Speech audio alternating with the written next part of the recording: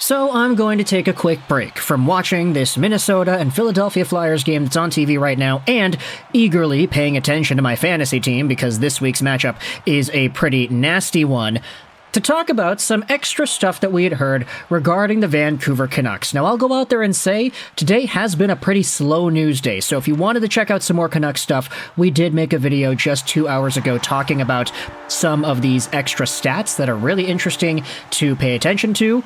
But today's video is talking about a guy that we had talked about literally 2 days ago as well. 2 days ago, we made this video talking about former head coach of the Vancouver Canucks, Bruce Boudreau, and some comments he made regarding the status of the team. But today, we had Bruce Boudreau, who was on NHL Network once again, finding himself a segment where he drops another huge bomb. I'll leave a link in the description to this B&R Open Ice video. Actually, it was tweeted out by NHL Network themselves. But essentially, Bruce Boudreau says that when he was the head coach of the Vancouver Canucks last year, somebody within this organization was trying to make him make Quinn Hughes a center. And Boudreau in the clip vehemently says that he was like, yeah, no, I'm not making Quinn Hughes a center. I'm not making Quinn Hughes a center. But he did say somebody in this organization wanted him to do that. And so now there's been a pretty big reaction to this. You've got people memeing about the situation. Dom Lucian went out there and said this: wow, Canucks fans got mad at me for putting Hughes into 3B category. And meanwhile, someone in the Canucks organization had Hughes as a 3C SMH. Of course, he's poking fun at the player rankings that The Athletic published at the beginning of the year, wherein Quinn Hughes was ranked as a tier 3B defenseman. The joke is 3C, third line center, right? And this is kind of where the conversation gets a little bit weird when you consider where the Canucks would have been last season, and if they were in a position to try to force Quinn Hughes, of all people, into a center role. Now, another tweet from Rachel Dory went out there and said, yep, this was a thing. Somebody was telling Bruce Boudreau to put Quinn Hughes at C, and it wasn't the owner. Now, that is an interesting conversation as well, because when we initially saw this video, Bruce Boudreau saying that somebody in the Canucks wanted him to put Quinn Hughes at C, we had a lot of people going out there saying, oh, it has to be Aquaman. Not Jason Momoa, but the owner of the team, Francesco Aquilini, because that guy's always meddling, right? He's always getting involved, putting his nose where it doesn't belong, and sniffing out things that aren't really his responsibility. And so, if there is some sort of a world where somebody is telling Bruce Boudreau to make Quinn Hughes, of all people, a center, maybe it is Aquilini.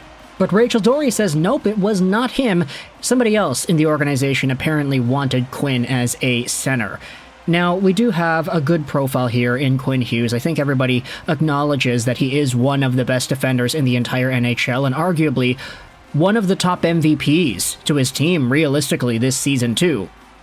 Only 24 years old, still the same nimble 5'10", 181-pound left-handed defenseman, and this season he's at 51 points in 42 games played, on pace for about 99 points on the year.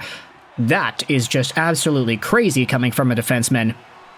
But for Quinn Hughes and this entire thing of placing him at forward and at center specifically, it does kind of open the door to more intriguing discourse regarding the Vancouver Canucks and their organizational makeup. To help us out, we're going over onto our Canucks because there was a really good discussion and a good few amount of comments that dissect different ideas of this. Take a look at the post made by Brody9 Jackson. It is the same video from NHL Network, this time on Instagram. Bruce Boudreau reveals that he was pressured to play Hughes at center. Top comment goes out there and says if he could log 26 minutes on defense and also play 18 minutes at center, we would have made the playoffs last year. And honestly, that's pretty fair. Having Quinn Hughes on the ice for, let's say, 2 entire periods worth of a game, that's probably a lot better than even a fresh, let's just say, I don't know, a Megna or a Chaput or a Granlund or a Lyndon Vey or whatever. Yeah, I'm kind of going a little bit too far back with those examples. Jason Dickinson, maybe. That's a more recent one. But Quinn Hughes would be the hockey version of Shohei Ohtani. That's funny. In fact, so funny that I want to go out there and maybe put Ohtani in the thumbnail of this video. Yeah, I'm just doing it for the memes, guys. Just for the memes.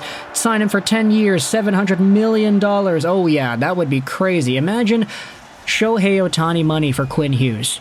Imagine anybody in the NHL making that amount of money. Like, that dollar amount is more than like the Arizona Coyotes' worth is in total. Something crazy like that, right? So here is another response to the Quinn Hughes at center argument. That's a stupid idea. It's got to be Francesco, right? And that is the main instinct that I think a lot of Canucks fans had, that, hey, it's like, got to be Aquilini, right? But then there is an interesting conversation as to Rachel Doerrie corroborating that Bruce's story is real and saying it wasn't the owner. I'm not assuming she's credible, but that's interesting. This displaced Nova Scotian goes out there and says, I have difficulty believing a hockey thinker person would have tried to make Quinn a center. It's just so asinine. So that pretty much leaves Francesco. I'm assuming, of course, that Bruce is telling the truth here, and I think he is generally credible. Now, there is another conversation that's brought up as to whether or not it's actually, like, fine to talk about this. I mean, he's generally credible, but this is pretty out of left field. The Canucks are having a record year. It's possible that he's just pissed. None of the scenarios seem very likely. Bruce does not strike me as a petty guy who is going to clap back out of revenge, though. I bet you he is genuinely happy for all the players.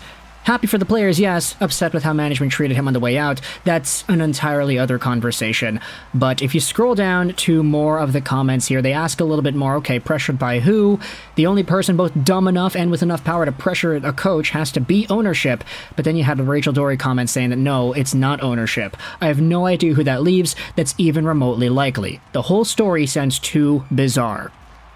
That is, until you scroll even further down and read one more comment. Take a look at this. I want to doubt this, Saskasquatch goes out there and says, but didn't we have defensemen in the AHL playing forward and scratching one of our best forwards in the AHL playoffs? Jules C. then goes out there and says, yeah, probably Trent Cull. Wasn't he the Abbey coach that turned Jet Wu into a forward briefly in their first playoff run? Abbey did terrible in the playoffs under him, if I recall.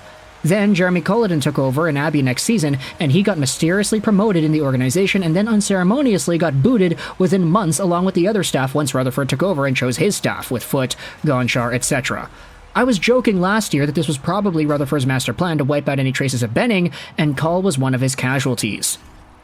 So, when you think about this, that was a thing that happened. If you remember, Jet Wu was a former Vancouver Canucks second-round pick that a lot of people were super hyped up about. I mean, he's still part of the organization. He's still on the team. But Jet Wu was a guy who, as a defenseman, right-handed, did get some stints at forward last season, and it was really weird to see that happen. I'm not saying anything's confirmed, I'm just saying that there are different situations of defensemen within this organization in the past few years actually playing forward. And if there is some sort of an overlap where maybe some of the coaching staff in Abbey was trying to tell Bruce Boudreau, hey, this guy Quinn, he's so good at moving the puck up, he's so good at controlling, he's so good at evading pressure, put him at C, put him at C, put him at C. Maybe that's how it went down. Like, this is a crazy idea, and it's not a good one. I think Quinn Hughes, as a defenseman, is a lot more valuable than Quinn Hughes would be as a forward, even if he gets fewer points, just because the responsibility and how he's able to evade pressure, especially on the breakout, is so pristine. Not to say that the Jack Hughes kind of profile of being able to do all that up front is not valuable either, it's just there's so much good coming out of Quinn Hughes that I don't think it would have been profitable to put him at center, even if you think about it last year. Like, last year, the Canucks had Pettersson, Miller, Horvat already as their center core. If you wanted Quinn Hughes to be a center, you would have to place one of these guys on the fourth line. And sure, Quinn Hughes would be a better fourth-line center than, let's just say, Jason Dickinson was. We're going back to Dickinson, because that's the easy example. Quinn Hughes would have been a better forward than Dickinson probably could have been, but is it really worth it to lose out on Quinn's impact on D, especially when the Canucks D-core last year was already as god-awful as it was? So let me know your thoughts in the comment section below about this Bruce Boudreau bomb, the idea of putting Quinn Hughes in the Shohei Ohtani spot, playing him as a center last year, and how this was an apparent idea that somebody kept on bugging Bruce Boudreau about to get done. Let me know your thoughts in the comment section below. I hope you enjoyed this video. 99, and bye.